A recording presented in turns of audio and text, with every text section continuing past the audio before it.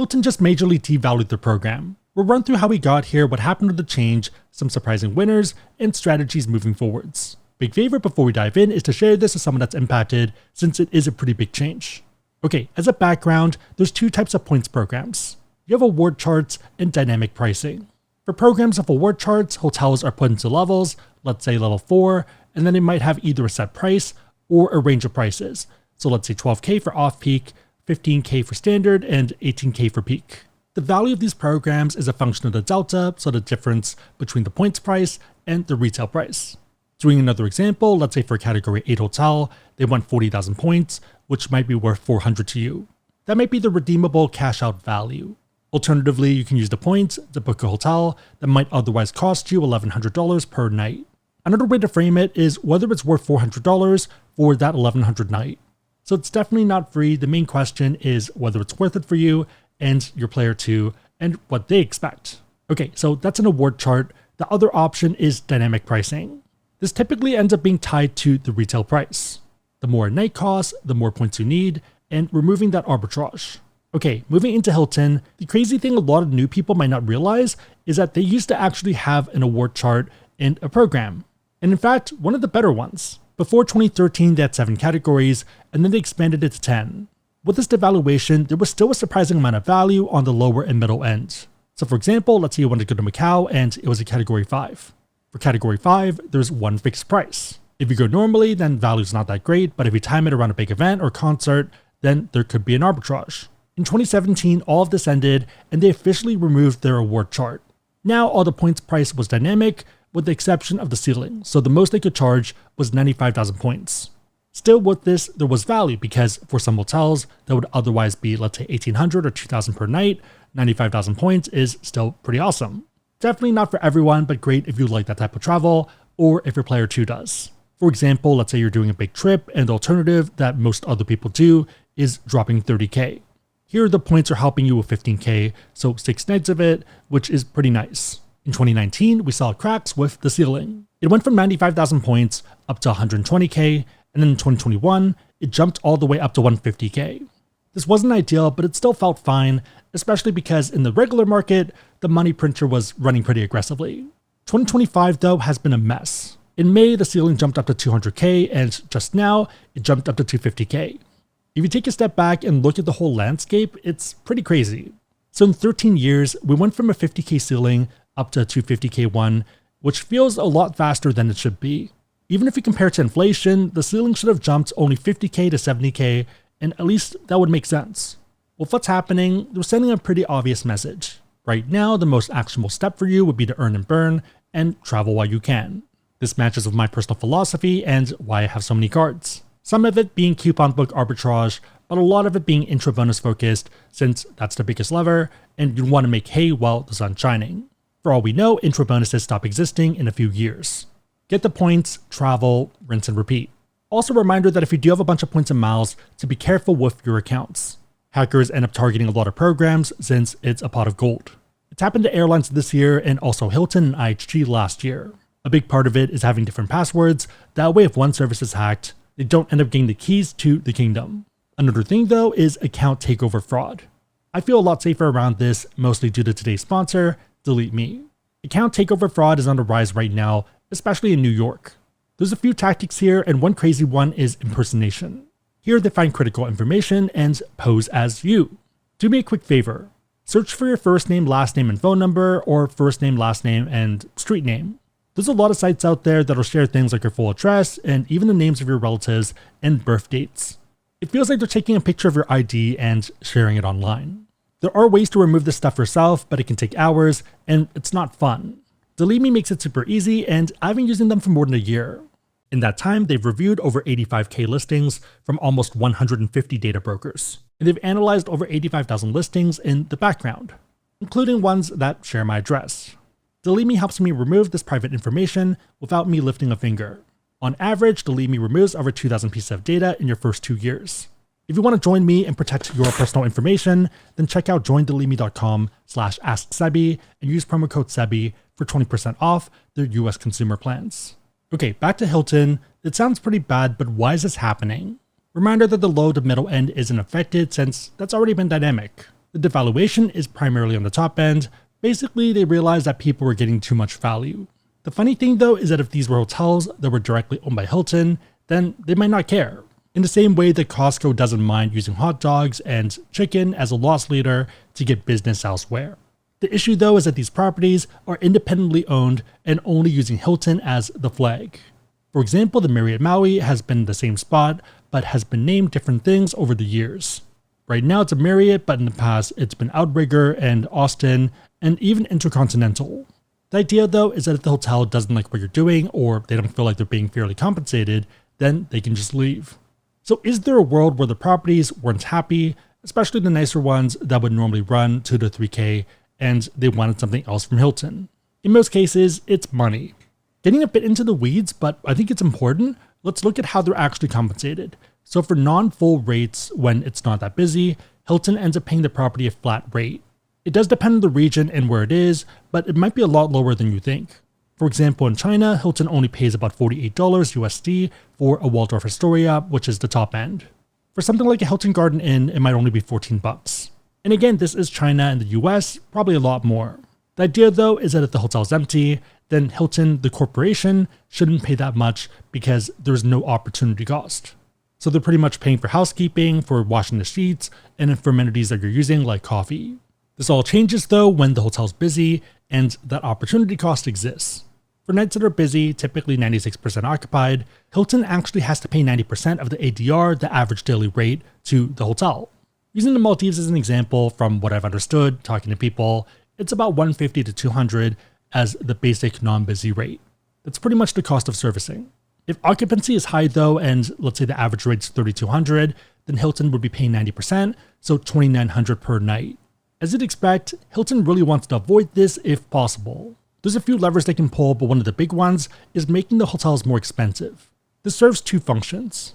If you have more expensive points rates, there's less people that are booking with points, so you have a lower chance of hitting that 96% occupancy number that triggers the 90% ADR. The more you're charging for a standard room, the less likely to trigger that alarm.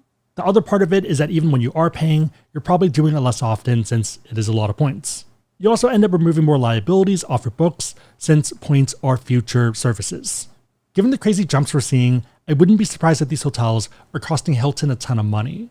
With that said, let's look at some of the affected properties. Unsurprisingly, it's a lot of their top brands.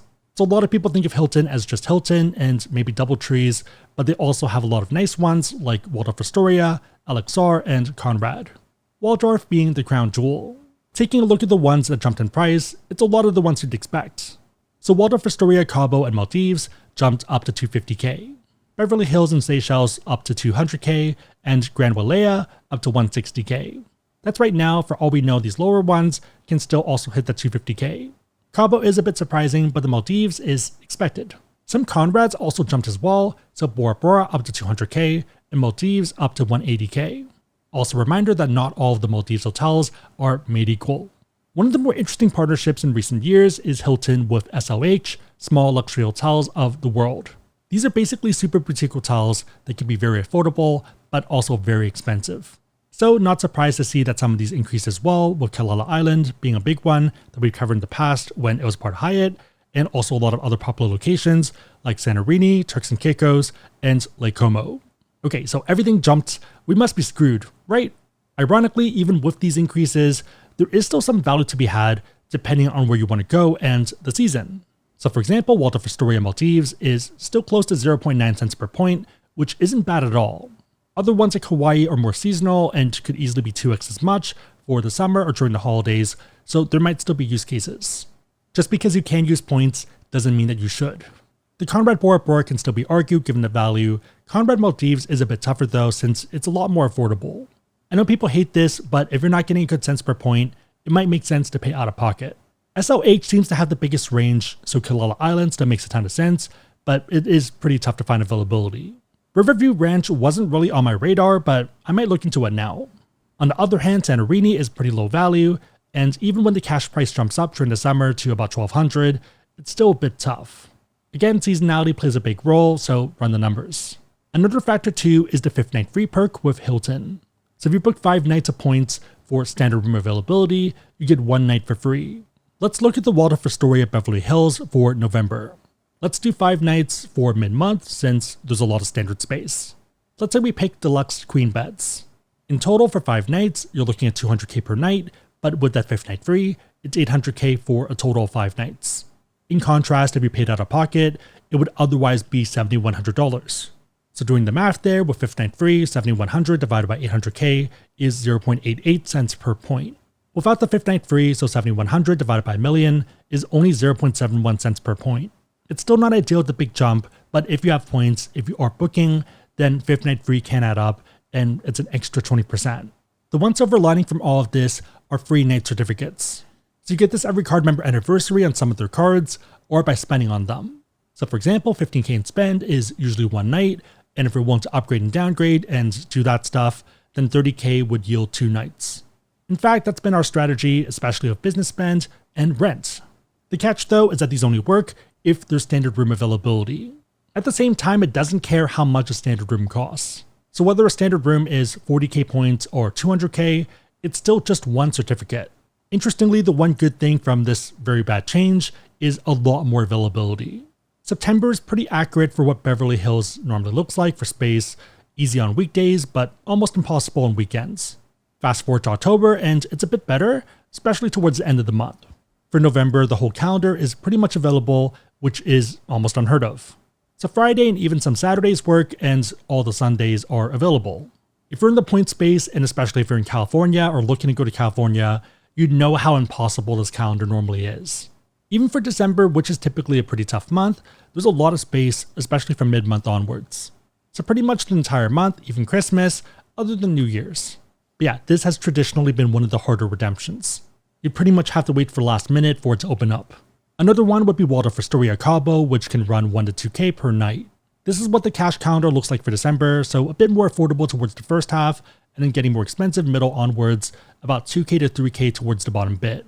So this is a pretty tough property, but crazy enough, there is standard room availability for even mid-month, but pretty tough towards the bottom. So entire month of 14 to 22 works, and even 24 to 26. Yeah, hopefully someone grabs Christmas, otherwise I might grab it. So these changes are pretty bad for team points, but not bad at all for team keeper card, and especially if you stack them. I might be alone here, but I'm more than happy to pay 500 something as an annual fee to get a bunch of credits in a night that would otherwise cost 1 to 2K. If you put it another way, would you pay 500 a night for one of these nights? To me at least, that's a worthwhile arbitrage.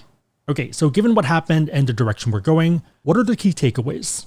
Number 1, do not speculatively transfer, even if there is a promotion. I see people do this all the time, and it doesn't really make sense. If you don't have a use case in mind, if you don't have a plan to do the booking, especially in the next month or so or next quarter, then don't do it. The moment you transfer from a bank program to another one, you have a lot less optionality since the bank one can go pretty much any direction. Once it's there, it's there. If that program devalues it, then you're kind of screwed. If it stays as bank points, then even if that one gets devalued, you have other choices. Number 2, same idea for buying points, even if there's a promotion. To be fair, I have bought miles in the past for airlines during sales, but it's almost always because I have a plan in mind and I'm planning to use them. It's not an investment where you're buying them and making interest or having it increase in value. It almost always decreases. Number 3, take the trip. I get the idea of saving for a special occasion, but given the current points environment, I'd rather just do a pre-trip, so pre-wedding one, pre-honeymoon one, or pre-5-year one, just to make sure you lock it in. If it's 1 year out, then fine, but if it's 2 or 4 years out, then that's a long time. Your mileage may vary, but it feels like a lot of risk. Number 4, adjust for the meta. Things change, there's ebbs and flows, and that's part of it. The best example of this is basketball, where 3-pointers were underutilized before, so about 14 per game, and then it went up to about 27 and 36, and now we're at about 70 3-pointers per game. People figure out the meta, and things change. Number 5, at the moment, free night certificates are overpowered. Given the relative low cost to stack these if you're comfortable with the annual fees, and arbitrage given the credits and value of certificates, I think it makes a lot of sense. The biggest issue before was availability, and ironically with this change, with this jump to 250K, it's kind of solved. Again, not great for points people that are swiping and transferring stuff, but perfect for stackers. The counter argument is that if everyone starts stacking, then availability is going to disappear. The flip side though is that hotel keeper cards has pretty much been the meta since 2017, 2018, and that's what I've been doing since. So yeah, I don't think a lot of normal people will start getting a lot of these cards because they view it as coupon books and they don't necessarily want that many. Just because something's the meta right now doesn't mean that it makes sense for you. On a side note, if you want to learn more about cards and you want to support the channel, we have links on the website, asksabby.com, and also down below in the description box. Make sure the links are competitive, that they make sense for you, but otherwise it's a huge way to support the channel, so thank you in advance. Also again, thank you to Delete Me for sponsoring today's video. If you made it to this point, leave a basketball emoji in the comments down below, and I'll try to heart it and also respond. 3 questions: what are your thoughts on this devaluation? Number 2, what's the best Hilton redemption that you've made, or the one that you're planning or have booked?